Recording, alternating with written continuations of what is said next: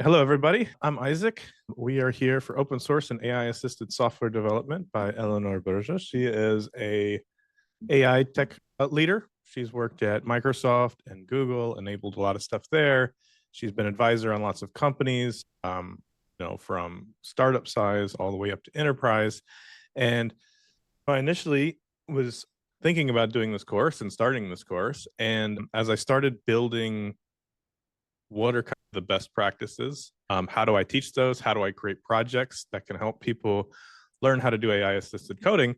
I found that more and more of them were going to be using libraries and tools that Eleanor created. It happened organically, and it made sense for us to teach together because I think a lot of our tastes and experiences line up, and we're both really excited to be doing this course. And she's going to be talking about open source and AI assisted software development, which is really important if you want to avoid vendor lock-in. She'll talk about that more, learn a lot. So I'll turn it over to her, and I'm looking forward to learning with you all.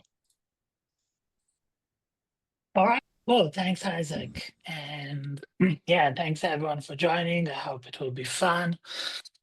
The topic today is open source and AI assisted coding. It is part of our course. Our course is not all open source. It's about more kind of the foundations and structures and approaches you can transfer to all kinds of different tools. But today we're dedicating to open source, which is close to my heart. What we'll do is we'll start by me talking a little bit about why I think it's so exciting what's happening right now in open source and AI assisted software, and why I think it's important. Then we'll do a little bit of almost like kind of cheese and wine tasting of a few tools. Some of them are my own go-to tools, the things I use daily in my work. I'll also mention some other tools which I tried and even if I don't put them at the top of the list, I really think I can recommend them. We'll talk a little bit about where I think things are going. This is obviously not prediction, it's speculation and some wishful thinking, but I think it's still worth thinking a little bit about it. And hopefully, if I'm fast enough, we have plenty of time for questions, discussions, of opportunities to talk more about open source together. So in general, the case for open source that I'm making today is pragmatic, it's not ideological. I'm not going to be telling you that proprietary software is evil. I don't worship at the Church of GNU. I don't think you have to I use a mix of open source and proprietary software. But I think that open source, first of all, is just more fun. It's a great way to experiment, connect with people. To me, it was really open source. It's been such a positive force in my life and my career. And why not have more fun if we can?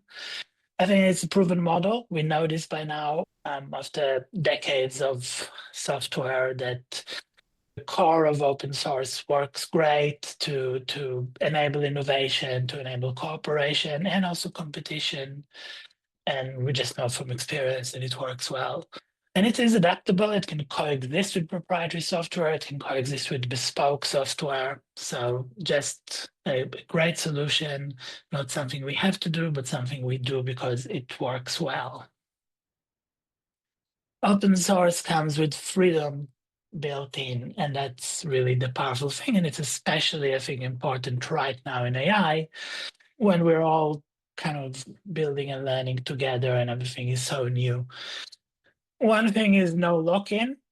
We know this, we've seen this in so many scenarios, and actually recently we started seeing this also in the AI software development space where people started all of a sudden noticing that maybe their subscription provider is playing all kind of games with the quotas or changing the terms. There's probably no bad intentions there, but these things are much more likely to happen in the world of proprietary software, and in open source, this kind of keeps everyone honest. And yeah, the more we go in the closed direction, the more we'll have a weird lock-in effect and less opportunity to which with flexibility.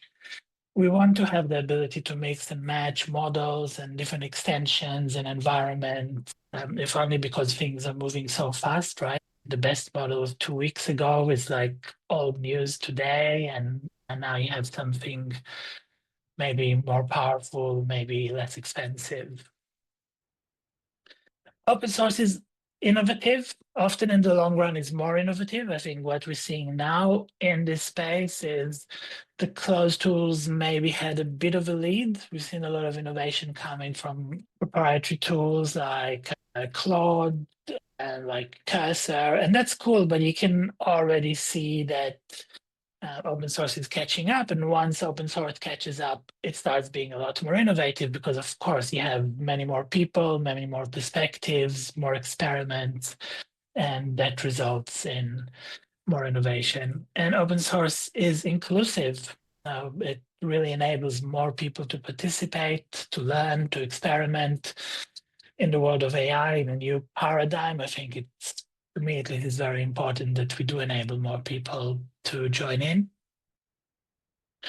And lest you think that it's some kind of communist plot, that open source is also very competitive. So ultimately, when we have more open source tools in the arena, you'll see that everyone's getting a bit more competitive because you can't rely anymore on lock-in effect, on brand effects, on things like this. So good for everyone. And open source maximizes learning. So when you can inspect the source, observe, learn from it. I do it all the time, by the way. A lot of the tools we'll talk about today, I read through the code base. It's not rocket science. I learned a lot about how coding agents work, and I think many more people can do it when we have access. Communities and companies learn from each other. Once you have some new innovation happening in one area, it kind of propagates to all the different tools, all the different products. That's very good. That accelerates innovation. And in a time like this, when the AI software paradigm is just starting and growing so rapidly, it's great to optimize for learning. That's something we get with open source. All right, so let's look a little bit at some of the tools that I use and some of the tools that I tested at least. The first one is Visual Studio Code with GitHub Copilot Chat. It was actually the first, I think, maybe the first ever proper generative AI tool, first with code completions, and eventually with chat and edit and an agent mode. And it recently became open source. It wasn't open source to begin with, but it's the beauty of open source. Microsoft and GitHub maybe were a little bit low there. They lost ground to proprietary tools that even forked Visual Studio Code, and they realized the way to gain again momentum and competitive advantage is to go open source. And so now the chat extension, the agent, they're open source, and actually, again, very readable code base, really nice way to learn about how these things are done. And it's fun, it's easy to use, it's what I know, which is why I come back to it every time. One thing I wanted to show you, especially, is beast mode. So beast mode is this cool thing that happened. GitHub Copilot has this agent mode. It's less agentic than you might expect from maybe other agent products you looked at. And it has GPT 4.1, which is an amazing model, right? Like huge context window and very good model for coding and for tool calling. But it tends to be a bit on the lazy side, right? Like it doesn't go on and on. It likes to do one thing and then stop and ask what to do next. And Berk Holland from the Copilot team had this stroke of genius, and he realized that you can actually convince the Copilot agent with GPT 4.1 to be more agentic just with a prompt, with a thing called modes. Copilot has these modes, which are really just like custom instruction. And we say what tools you have access to, and then lots of instructions. And the instruction, if you read it, is just distributed in a gist. Is like, don't stop, continue, do the next thing. You're not done yet. Do research. Don't rely on your own knowledge. Make a plan, then follow according to the plan. And turns out this works really well. And so you can have the speed and power of GPT 4.1 and the comfort of Copilot with agentic mode. Let's give it a little try. I don't know, maybe something like this. So I like to do this as a test, doing a Tetris. I'm running it, and yeah, it starts planning. This is not out of the box. This is the mode speaking, and it shows the versatility of the tool there, and also maybe the vibrancy of this community that innovates with these snippets of text and does a lot of searches, which is good because we want it to not just rely on its own knowledge, and makes a plan that it will go through step by step. That's a good thing to do. Again, none of it is hard coded anywhere. That's just stuff that comes from the mode and with the agent operated with it. So yeah, it goes on. It marks things it already completed in the plan. Yeah, sometimes it does this, for example. So that's very GPT 4.1. It didn't actually finish, but it returned control to me. So I'll just tell it to continue, and it will.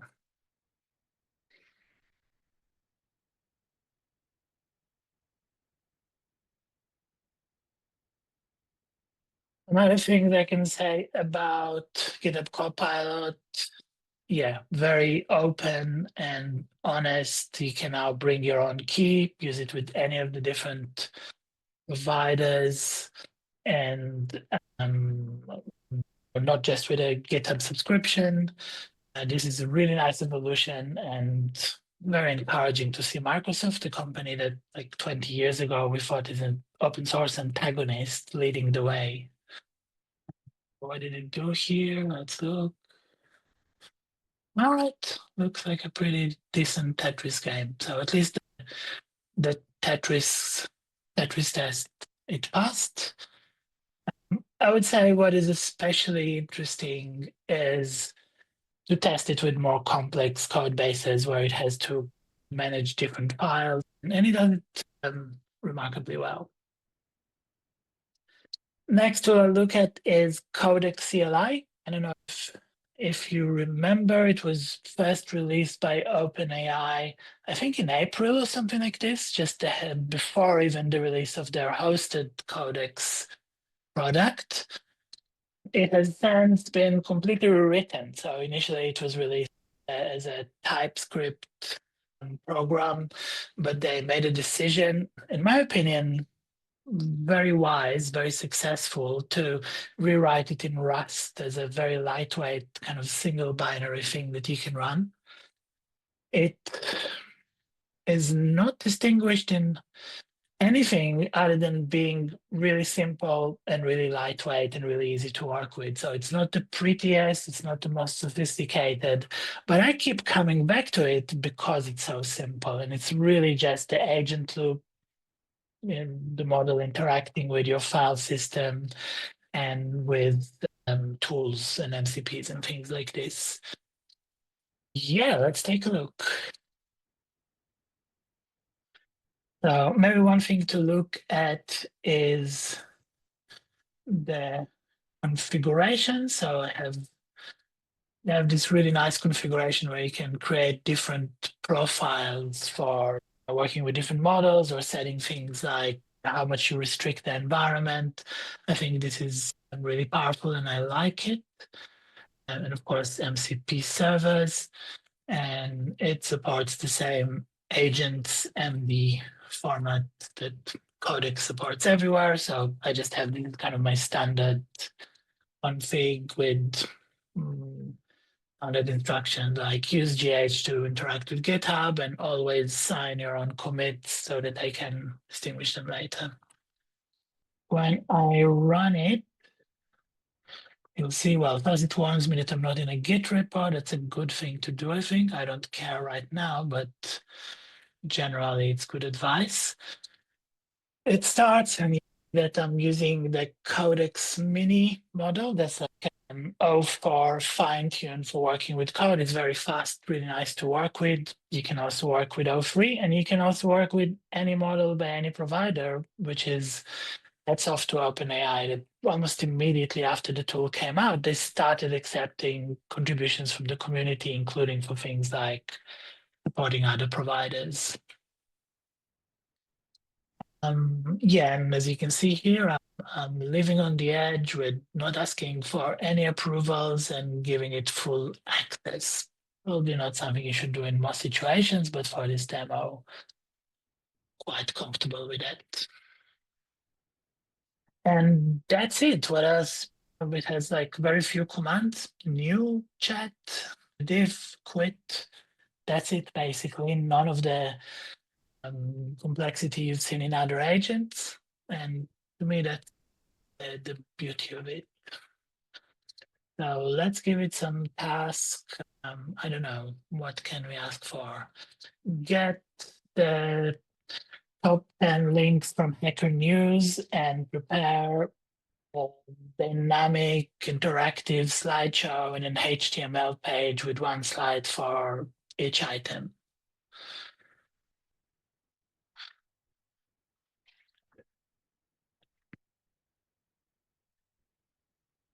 Well, yeah, this is it. What you get. It's running stuff on the command line. It's first sniffing around to understand where it lives. It then realizes that there's nothing there. I have the thinking traces of the model turned on. That's always fun to look at how it thinks out loud.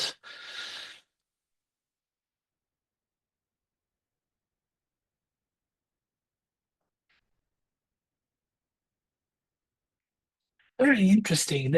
This is very typical of the Codex Mini model, right? So it could have now used an MCP. I think it has like access to Tavili. Of course, it has access to curl on the command line. It could have used this to grab the link. But Codex Mini really likes writing code. So it thought, oh yeah, I should write code. And decided to write a script, an Apple script, I don't know, a Python script to try and get the yeah, here's writing generate slideshow script to generate the slideshow. So it's a bit unexpected, but on reflection makes sense for Codex Mini. He's just a very eager code writer.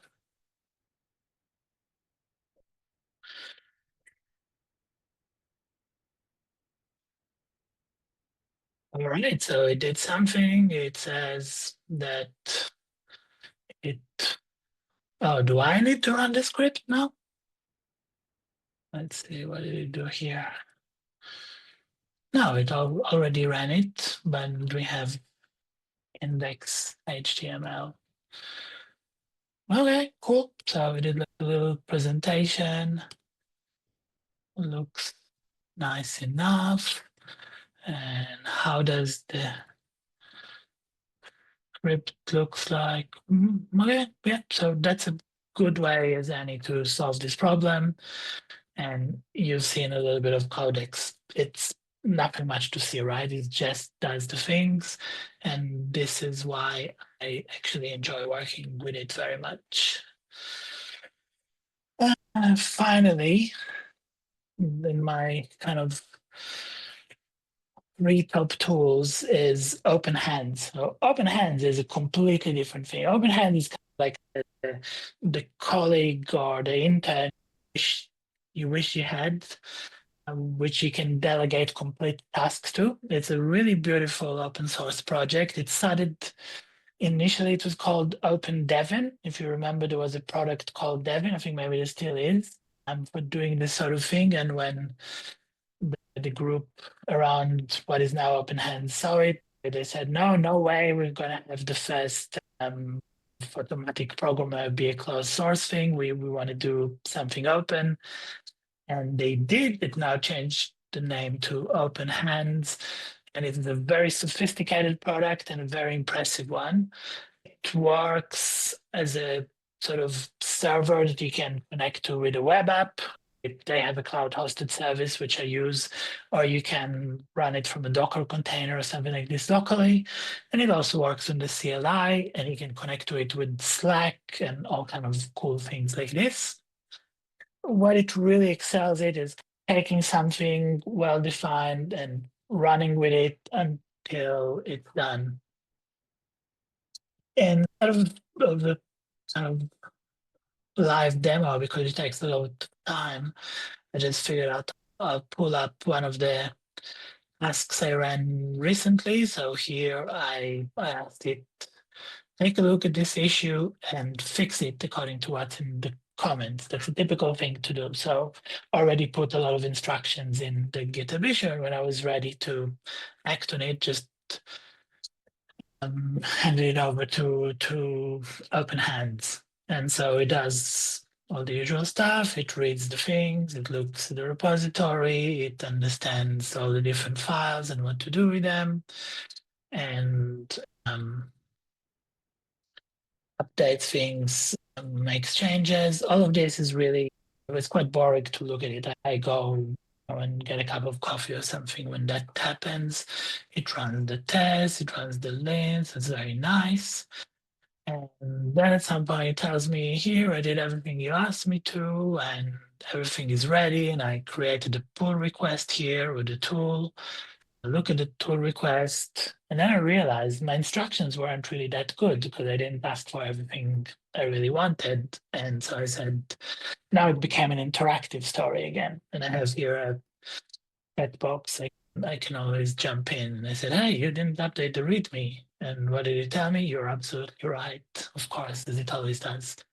And so it updated the README, and then I reviewed it some more, and I realized that actually my instructions were a lot worse than I even thought, because I misled it a little bit about the format it should do. So I've given some corrections here, and it continued running and running until eventually it had a complete pull request in good state, reported to me everything that it does, and said, here's my pull request. It did everything. I didn't touch any of that. So this is all managed by Open Hands. It created a nice pull request with all the descriptions, put itself as the co-author, and I just had to review and eventually merge. So this works really well with Open Hands. Its performance is really quite amazing. By the way, I think Isaac has now on the website a nice kind of real review of a task he did with Open Hands. I think he was equally impressed. They can, especially if you get really good instructions to begin with, it can really do a lot of its own. In many cases, it performed better than the equivalent tools, as in with real benchmarks. So that's a really, really cool tool that I recommend everyone to try. You can try it on their hosted version. I think they even give you some credits to begin with, and you can run it locally on a server, install it for your team, whatever. But this was Open Hands. So yeah, these three tools basically every day I use when I do my work like this. LLM, the command line, is a really nice tool. So this is not an agent, but I think it's still a tool that has a place in every developer's toolbox. So if you don't know it, I think you'll be very happy to adopt it. It's just a command line tool for interacting with LLMs. Simon Willison from Django and Dataset fame released it quite early when LLM started being a thing. And meanwhile, it became a very complete and very versatile tool. So it has lots of different options. It has a huge collection of plugins for every kind of model or new functionality you want. And it's really nice to use for maybe things you just need to check quickly on the command line, or for something you'd want to do in a small script, or maybe something you do in continuous integration, like in a GitHub action or something like this. Let's look at a little demo. So what I'll do here is do I have? Okay, so here I'm running files to prompt, which is like a companion tool that just concatenates all the files in a directory so that they can be fed into the context of an LLM, and I'm piping it into LLM, giving it the system prompt. That's -s, review all the files, and output the description of everything and use Markdown. And since I'm using Markdown, I might as well pipe it into Glow and get like some nice visual representation of it. So now what's happening is just behind the scene an API call to, in this case, OpenAI with GPT 4.1, passing this gigantic context full of files from my directory, the system prompt I've given. And here it came back and generated some nice markdown for me that I'm presenting to you here. And so really nice for this kind of little thing. Every time you need to on the command line start integrating an LLM, it also has here. It logs everything into a SQLite database. So if you are experimenting a lot and then you want to inspect again or evaluate, this is such a nice tool to use. So recommended. And this is a bit of the shameless plug because it's the tool that I wrote or I'm writing. Now it's more of a community thing. I'm not the only author, but basically at some point I started looking at how do you work with all these different agents and tools? How do I work with it individually, but also how do teams that work in a single code base but have many different people, each of them with a taste for a different tool, how are they going to manage the rules, the custom instructions for agents, MCP config, and stuff like this. And I realized that no one has done anything to solve this. And so I'm like, damn, now I have to do it. And the result is Ruler. It's at the very least, I can say I'm proud I've not written a single line of code. It is the one project I've done from the beginning only with AI tools by planning carefully, giving good instructions, and getting different tools to do the work for me. It's also a good testing ground for me to try different tools. And I won't even do a demo because it's kind of boring because all it does is I have a central place where I keep my idealized configuration, what are the MCP servers I'm going to use, and what are the custom instructions, the sort of thing you have in AgentMD or CloudMD or Copilot instruction. They're all the same, right? It's just markdown files. And then you run ruler apply, and as you can see, it will apply this to all the different agents you have configured. And when you look at the directory later, you will have all these redundant but an identical configuration file. This really helps though to not have to, like, I actually use many of these tools, if only for testing. If I had to manage configuration for all of them, it would be a nightmare. Ruler makes it easy. So yeah. Some other tools, I will not do a demo or anything, just briefly, because they're all really good and worth paying attention to. Gemini CLI, I think, came out about a month ago. It's from Google. It was designed to showcase their Gemini models, especially 2.5 Pro, which is a very good model for software development. It's a really nice tool. I would say it's the easiest one to get started with. If you've never done anything and you want to get started with a terminal agent, or if you tried Cloud Code, but now you want to try something open source, I would say that's probably the easiest one to get started with, because you literally just install it from NPM, start it, log in with your Google ID, and they'll even give you quite a lot of tokens for free. Again, there's a really nice review on the website from Isaac that you can read in more detail. Things are things like multimodality, which is really great with Gemini, and also just fairly sophisticated tool that is being improved all the time. A little bit sad that they're keeping it close to Gemini only. So it is an open source tool. There is already at least one fork from the Quen team, and there may be more. But for now, the Gemini team are not interested in contributions that make it adapt to other models. That's a bit sad. I hope it changes. It's a really nice tool. Open code is, yeah, it's first of all the winner of the beauty contest. It's a terminal agent that just looks amazing. And its usability is amazing. It has, as you can see here, even in the screenshot, it presents diffs and tool calls and all these things in this very elegant way. It is quite sophisticated by now. It has different modes and sort of ability to configure not just different tools, but also for every mode, different tools and instructions and so on. And that's useful. It supports all the different models, all the different providers, and it's very easy. There's really nice UI for configuring it. I'm using it more and more. It could well be that if I'm giving this talk like in a month, I would say this is now my preferred terminal tool because it's a joy to use. It has like crazy release schedule. Like I think every day they release several new releases. This makes it a little bit unstable sometimes. But yeah, it's really nice. Definitely recommend it if you are on the look for a very sophisticated, very complete terminal agent. This is the one. Line is the main competition for Copilot in the Visual Studio extension space. At least the open source ones.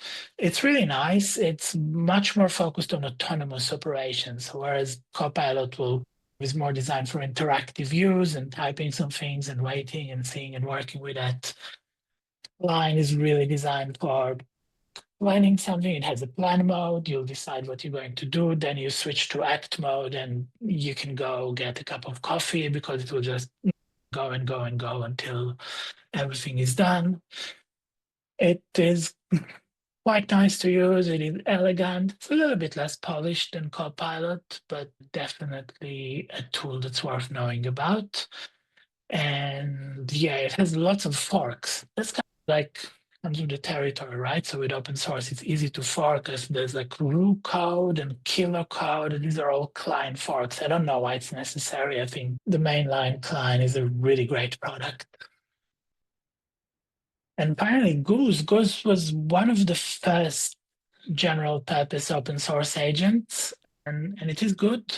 It's still getting updates. It's has this dual mode. It can work as a desktop app or on the CLI, and it's really stripping it down to the bare necessities. It's really the loop and everything delegated to tool calls via MCPs. And it's a really great tool for experimenting with different MCPs and trying out. I don't use it as much as I used to, but it's nice. All right, so lots of tools. I hope you'll try some of them at least. They're all good. I'm not saying you have to use these ones necessarily. There's tons of selection, tons of choice, but these are things I've used and worked well for me, and I think are definitely giving a fight to the proprietary tools and maybe starting to surpass them even. A few thoughts on what's coming next. Again, this is not prediction. I don't dare make any prediction, especially not in AI, but maybe more what I hope will happen. So what we see now is, first of all, proliferation. Like every day I read about at least 7 new agents, CLI or otherwise, that someone is developing. That's cool. It's a bit confusing, but it's nice that it's happening. There'll be some kind of process of natural selection. Not everything will survive, of course. Some projects will get a lot of attention, a lot of momentum. Others they'll be abandoned or they'll find like their own niche. And that's absolutely cool. That's how it works in open source, and I think that's very healthy. I hope we'll have something like consolidation. So what I'm saying is basically everyone implementing the exact same thing, which is a loop of an agent making tool calls and then trying to do some UI on top of it, and sometimes also trying to innovate the agent layer with all kind of sub agents or kind of agentic innovations like this. I think that's not sustainable. It would make a lot more sense if we had some kind of core infrastructure for doing coding agents, and then we had the people who are really great at UI innovate there, and maybe other people innovate more in agentic behavior and RAG and things like this. I don't think there is anything yet. If you're interested, talk to me. I'm very interested in this space, but I think that's it's bound to happen. Just the question is when. And over time, again, the historical pattern is open source is dominant, right? It gets this kind of 80-20 with open source at the center, and then at the margins, some innovations are proprietary. That's not how things are now.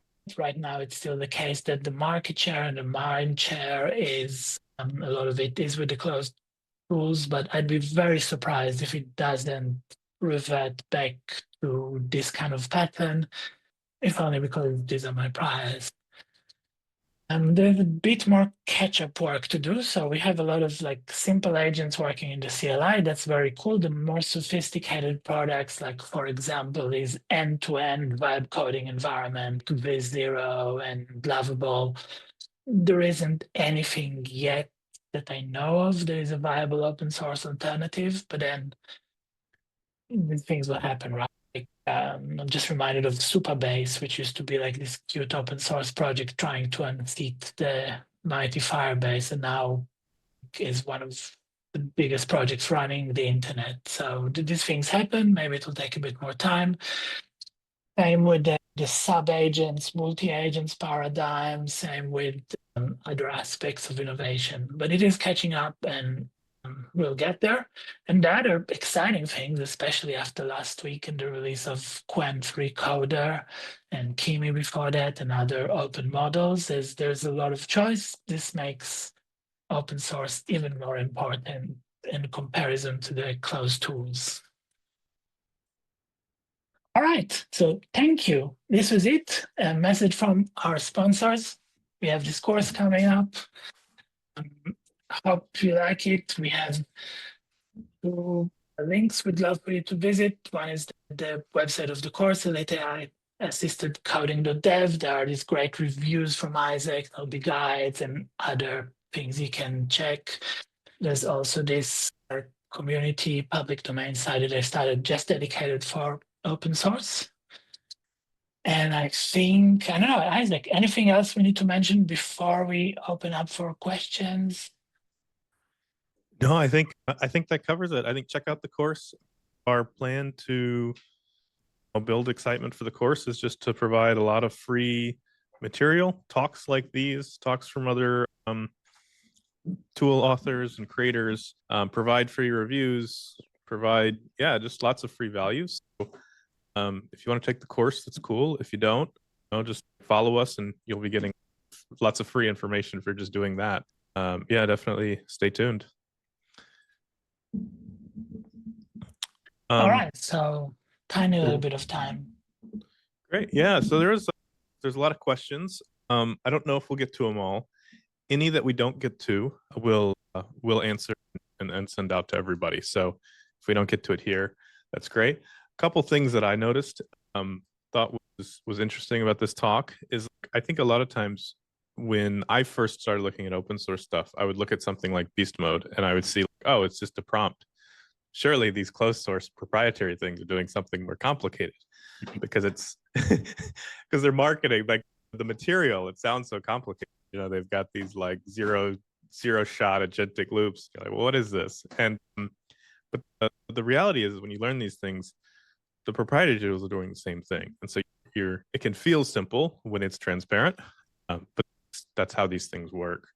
I think the LLM command line where Eleanor was showing how she could concatenate files in and then pipe it into the LLM and kind of combine it and create a markdown to analyze things. I think your imagination's there. Like one thing that I do that with is I take a local Git diff and I pipe that into LLM and ask it to do a little review. And so there's a lot of power there in that simple pattern that she showed.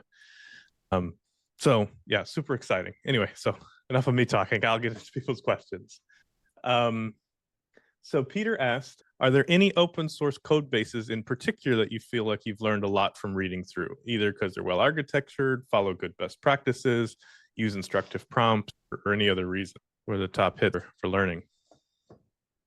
So for a really simple one, the Visual Studio Copilot chat, it is just, you can read it like in an hour and understand. And I learned so much from it. It's not the simplest, but it's also not like Baroque. It's a fairly simple agent implementation, and I enjoyed that. I read quite a lot through OpenHands. It's impressive. It's not an easy code base to go through, but you learn a lot. It's a very sophisticated product. So these are the two that I really read enough to understand well by now. Okay, Clemens said, what's the voice prompting / input tool you're using? And is that also open source? I'm using MacWhisper. It's not open source. The model is open. It's Whisper from OpenAI. The program itself is proprietary, but it's developed by an indie developer who's selling it for really cheap without a subscription. I like it. Works great for me. Awesome. Have you noticed any of these tools are better versus worse than others in terms of average token usage? If there's anything I learned from my exploration in this world, is that there's really not a lot of difference, and all these tools are more or less doing the same thing, which kind of relates also to what Isaac mentioned about when you read about this proprietary tool and they say, oh, we have this like patented proprietary algorithm. No, they're probably doing the same thing, which is they run the model in a loop and make tool calls. Some of them do a bit more. So OpenHands, for example, will do a bit more. And it could cost you a bit more, but the performance is really, really great, especially when you're not there available to babysit it. But if you look at the terminal ones, yeah, they're all pretty much the same. Cool. On that same token there, no pun intended, can you compare the cost of these open source tools with bring your own key versus like a subscription thing? Like all these tools like Claude Code or Cursor, they all have, expensives and subscription-based pricing. How does that shake out? So it's a bit hard for me to tell. I don't actually have any of them. I have a Copilot subscription, but it is like a really cheap subscription, and you anyway, for anything other than GPT-4, you pay per use. And so it's not very different than bring your own key. I don't have a cloud subscription because I looked at it and thought, oh yeah, I know they're going to change the quota, which is exactly what they did. Of course. I have the $200 Claude Code plan. And I got it because I'm like, oh, wow, I can get unlimited Claude Opus. I could just turn Opus on and I can use that super expensive model for every writing task, every coding task. And so I paid for the $200 subscription. And then I just saw yesterday, I got another email where they're changing the quotas again. So it's bringing it down and down. So it was exactly what Eleanor described. It was a great deal, really powerful model, unlimited usage. And now it's been being really severely, really drastically cut back. So I can say one thing, which is when you have OpenSD, you can save a lot. I started using now a lot Qwen 3 Coder. It's a fantastic model. In fact, now we already know from at the very least the crowdsourced benchmarks, or not benchmarks, but the crowdsourced evaluations on LM Arena. It does as well as the best models from Anthropic and other providers. And it's cheap and it's fast. And I started using it. And I remember the other day, like last week, I put it on some task like which normally I would expect to cost like, I don't know, somewhere between $5 and $10 just because it ran and did more things and created a program for me. And I was looking at it and it's like it was less than $1 in the end because it's just not a very expensive model. So when you have this openness, you have more options and you can also find ways to save costs. Okay. So I think we're at time. We've got 3 more questions. Do you have time now to answer them, or should we follow up? Yeah, sure. All right, great. People have a Dimitri, patient. yeah, so Dimitri asked, do you use CLI tools standalone or from the IIDE, like from the VS Code IDE? Yeah, I use them in the terminal, probably just because I'm old-fashioned. So I actually tried Open Code has this kind of integration. I guess it gets a bit like Cloud, where it will run inside the IDE and have awareness of like open files and things like this. It's just for me second nature to go to the terminal and do things. So this is how I do it. But it's nice that you have choice and you have everything from an ID extension to a CLI tool in the ID to a CLI tool in the terminal. It's all good. Yeah, and I actually I use for whatever reason, when I use Gemini, I tend to use it separately in a terminal, and when I use Claude, I use it inside my IDE. I don't know why I'm inconsistent, but that's been my workflow. Okay, Francis asked, how would you define the key differences between IDE focused tools like Klein, GitHub, Copilot Chat, and CLI based agents? Is it as simple as saying the former acts on code and repositories and the latter acts on files on your machine? Is there some overlap or more complexity than this? Oh, there's definitely tons of overlap. It's mostly the same. The difference is in the UI and the UX, I guess. It's a different way of interacting with the tool. One thing you'll get from the IDE extensions is they tend to have awareness of what's happening in your IDE, like what files do you have open, in many cases, even what files you had open but already closed, but maybe are still relevant. Whereas the CLI tools, if you just run them in the terminal, they'll just know whatever you can know from the terminal. So the state of your Git repo or things in your environment. In practice, I don't see that it makes a big difference, but it could be because I'm not making such sophisticated use of the IDE-based tools. Great. Okay, so there's okay, so Lauren asked a question. I'm gonna jump over that one and come back because I think that's a really great one to end on because it's a really great question as well. Yeah. Um, Stephen asked, curious, what provider do you use to access the Quinn 3 coder model? Do you use something like OpenRouter? Yeah, I use OpenRouter because it's just so easy and I have access to everything. I don't know if it's always the best deal, but it's just so easy to use it. All right, this last question, and I'll say a great answer is to take our course to this, and you'll learn. But I'll ask the question anyway. Let's say I use 2 different tools that make 2 different PRs on the same feature. Both the tests pass. Is there any tooling that would help me choose which PR should I approve? Wow, I don't know. How would you answer that, Isaac? So yeah, there's a couple things. Oh, you can always try LLM as a judge, but type workflows. But I think this is where when you've got PRs, if you're first, it comes down to how confident are you in your test. You know, if you don't have a lot of confidence in your test, then that doesn't necessarily mean anything. The second is I'm assuming you have 2 PRs, both tests passed. You're trying to figure out which one is, and the quality of it matters, which is why you did it 2 different ways. And I think this is a great opportunity for some human in the loop to actually go in and evaluate. I think if you are, I think it's very hard to just have PRs that are going to be fully automated in every way. Even when I'm using these tools, and you can check out the reviews on the site, even when I'm using these tools and it's doing all the coding, I still am looking and I still have my own expertise and my own taste to say, like, this is a really nasty try accept block, or this wasn't the way I wanted to do it, even though it appears to work, or like, the complexity for this feature isn't there. And so I think there's tools that can help. And so you can use things like Simon's LLM is a great example where you can take the diffs from the pull PRs, from the commits, and use that to ask questions about the code base to understand it faster. And you can also use that to evaluate and compare. You can say, hey, I see that I've got two options. Here's two diffs. I have a PR that here's a function that did it this way and this way. Can you explain the differences in approach?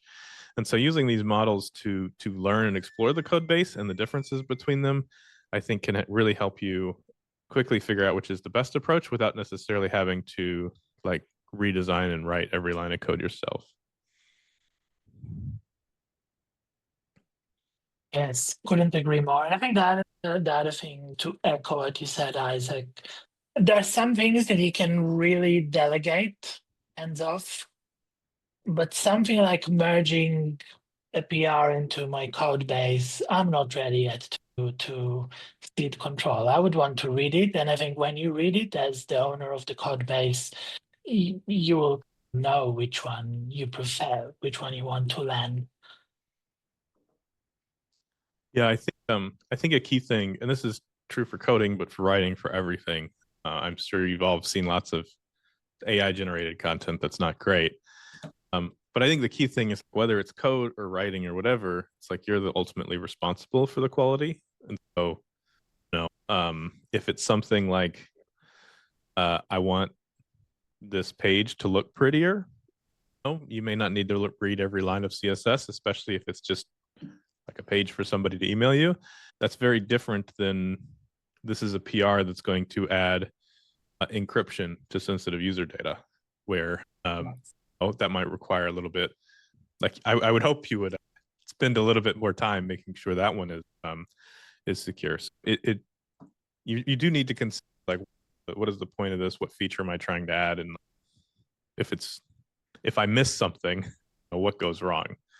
If it's a 404 message for users, not great, not the end of the world. If things going wrong means is you're giving out sensitive user data, that's a big problem.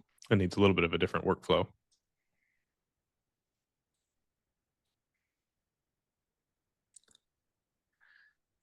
All right, I think that's everything. Thanks, everybody. You can find us on Twitter or LinkedIn or whatever. Feel free to shoot us messages with questions. If you took screenshots of slides, feel free to share them. We're also going to send out recordings and of this, and we'll send out notes and all the information. This is a talk about open source, and so it will be open. You will have all that, but yeah, feel free to share and provide any thoughts. And if questions come up, just send them to us. We're happy to answer. All right, thanks everyone. All right, thanks so much.